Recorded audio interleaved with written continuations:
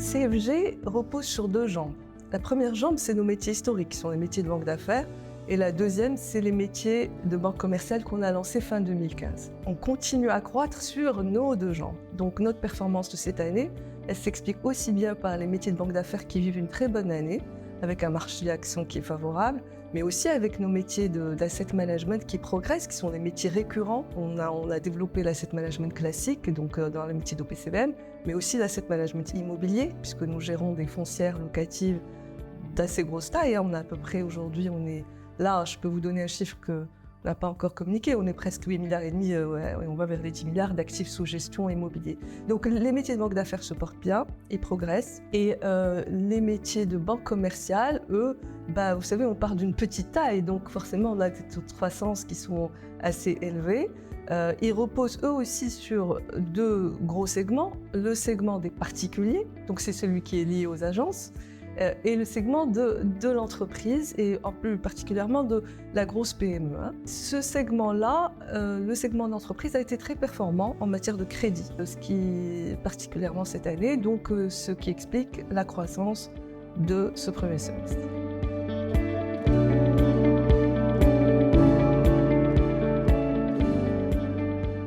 Notre croissance à long terme, elle est portée par continuer à cultiver notre différence. Ce qui fait qu'on a réussi aujourd'hui et on va pas faire grand-chose de différemment pendant les 3 prochaines années.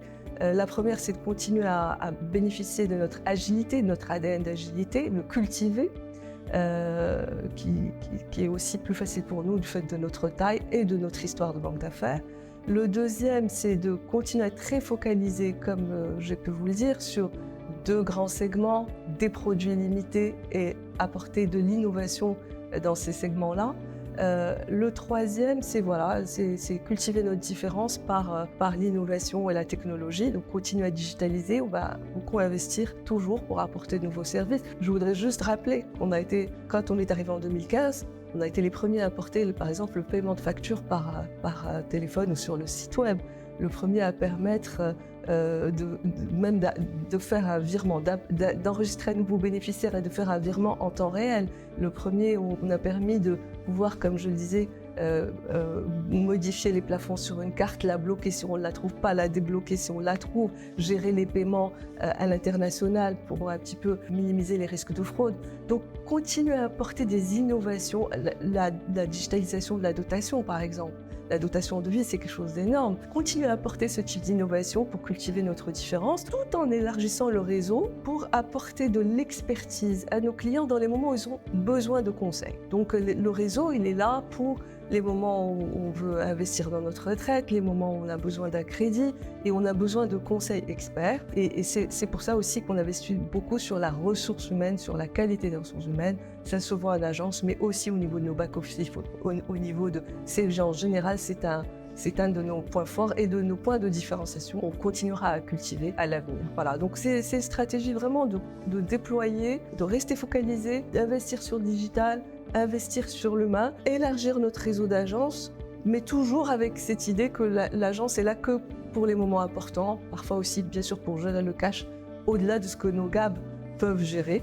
Alors je parlais d'innovation tout à l'heure aussi, nos GAB aussi ont été très innovants. C'était le premier à pouvoir accueillir du cash, des chèques, donc on peut y déposer du cash, on peut y déposer des chèques. C'est des relais aux agences, donc on n'a pas tellement besoin d'agences quand on a des GAB qui sont quasiment des mini-agences. Mais bon, il y a une limite au cash qu'il peut recevoir, etc. Donc on a aussi besoin de développer les agences dans ce sens-là. On a annoncé, au-delà de l'agence TPME, qu'on ouvrirait 4 agences supplémentaires.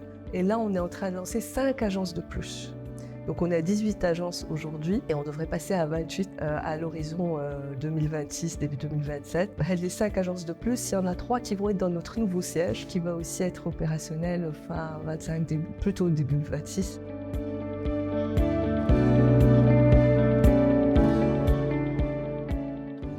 Alors, on n'est pas A+, on est très très loin d'être A+. On va du C+ au A, donc on n'a pas du tout... c'est pas le cas dans les faits, d'accord ? C'est vrai qu'on touche des gens qui sont, comme je le disais, plus sensibles à la qualité de service. On a un positionnement de prix qui n'est pas low cost, mais qui n'est pas plus cher. Quand on regarde les services offerts pour le prix qu'on paye, qu'on compare à la concurrence, jamais vous verrez CFG ni en termes de crédit, ni en termes de forfait, ni en termes de banque au quotidien positionné dans le haut, plutôt même un petit peu au-dessus du plus bas, mais pas du tout dans la fourchette haute, d'accord ? Voilà, après, c'est les clients qui se reconnaissent dans ce qu'on propose, qui viennent vers nous, qui sont plus sensibles à l'innovation, sensibles au temps, mais pas tellement la CSP.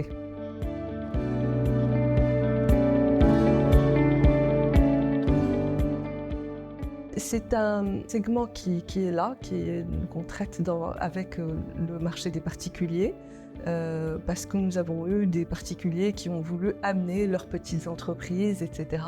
Donc nous avons développé une offre de banque au quotidien pour la PME, mais on n'a pas une offre complète de tous les produits pour la PME.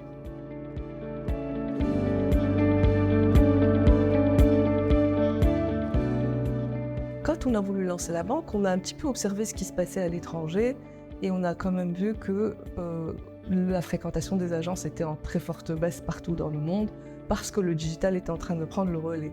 Donc nous, on a eu la chance d'arriver et de pouvoir proposer le bon modèle au bon moment, d'accord ? Donc cette tendance d'avoir peu d'agences, beaucoup de digital, c'est vers ça que le monde bancaire va aller, d'accord ? C'est vrai que ça s'adresse à une clientèle de gens qui sont sensibles à la qualité de service, sensibles au gain de temps, sensibles à l'autonomie qu'on leur donne. Voilà, c'est ce qui explique un petit peu notre positionnement. Ça touche toute personne qui a besoin d'aller plus vite dans la réalisation de ses projets. Et là, vous savez que la banque est au cœur de tous les projets. Quand vous voulez acheter une voiture, vous avez besoin de la banque. Vous avez besoin de financer les études de vos enfants. Quand vous avez besoin même de faire vos courses, vous avez besoin d'avoir une carte bancaire performante. Donc la banque, elle est au cœur de beaucoup de projets. Et le fait d'offrir du digital performant, ça donne tellement d'autonomie aux personnes qui sont sensibles au temps.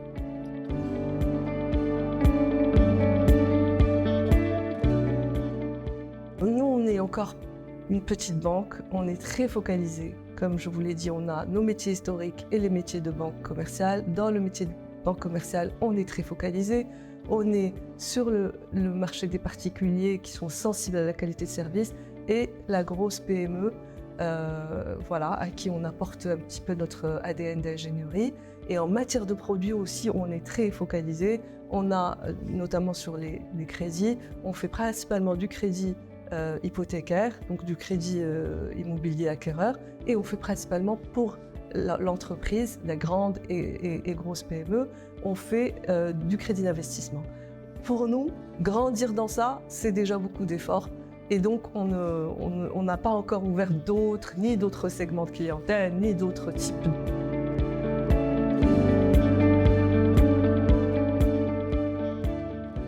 Sincèrement, l'année est déjà jouée, d'accord ? L'année est déjà jouée, elle se joue fin d'année précédente pour une banque, parce que c'est des encours, c'est beaucoup de choses. Donc, l'année est déjà jouée. On va ouvrir une nouvelle agence très bientôt. Donc, après l'agence TPME, là, c'est une agence qui est juste à côté, qui va remplacer l'agence du siège, qui sera beaucoup plus grande. Le reste de nos objectifs sont des objectifs à 2 ou 3 ans.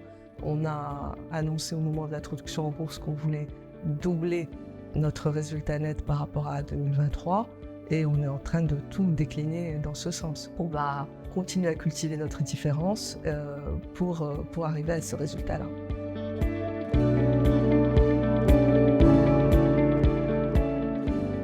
C'est la tendance mondiale, c'est de bancariser, diminuer l'usage du cash. Nous, on agit à notre niveau par la promotion de la carte bancaire. Il y a 2 façons de faire ça, c'est par les cartes et par les wallets et le mobile payment. C'est ce qui fait qu'on va avoir de moins en moins d'usage. Donc l'usage des cartes est en train d'augmenter substantiellement. Des petites choses comme nous, on a pu mettre en place, par exemple de vous permettre d'avoir votre carte sur place en agence quand vous ouvrez un compte, de vous permettre de changer vos plafonds quand vous avez besoin parce que voilà, il y a une situation particulière, de pouvoir bloquer, débloquer la carte. Tout ça fait que la carte devient plus facile à utiliser. D'accord ? Bien sûr, tout ce qui a été lancé récemment autour de l'Apple Pay, enfin du paiement par téléphone, la carte encastrée dans le téléphone, c'est des choses qui vont aller vers moins d'usage de cash et plus d'usage de carte. Plus le mobile payment, dont on espère qu'un acteur va se démarquer et développer cette activité-là.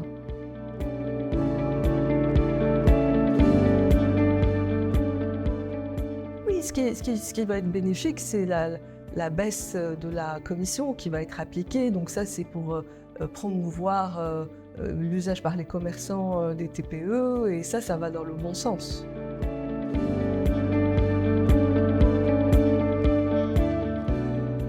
Je pense que c'est une mutation qui va être très bénéfique au paysage bancaire, parce que ce sont des banques qui étaient saines, en bonne santé, mais qui ont été rachetées par des groupes très dynamiques marocains qui vont apporter leur connaissance du monde du business marocain, donc leur fonds de commerce, améliorer le fonds de commerce de ces banques-là, qui vont aussi améliorer la gouvernance, parce que ces deux banques-là étaient des banques françaises, en tout cas dont l'actionnaire était français.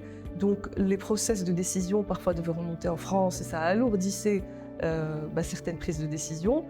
Nous, on pense que, on le sait, on le constate, que l'arrivée d'un actionnariat marocain, d'une gouvernance plus locale, va apporter plus d'agilité au niveau de ces banques et donc une plus grande concurrence. Et c'est tout ce qu'on peut souhaiter à nos secteurs, c'est d'être plus concurrentiel, parce que c'est comme ça qu'on grandit, sous l'effet de la stimulation positive du marché.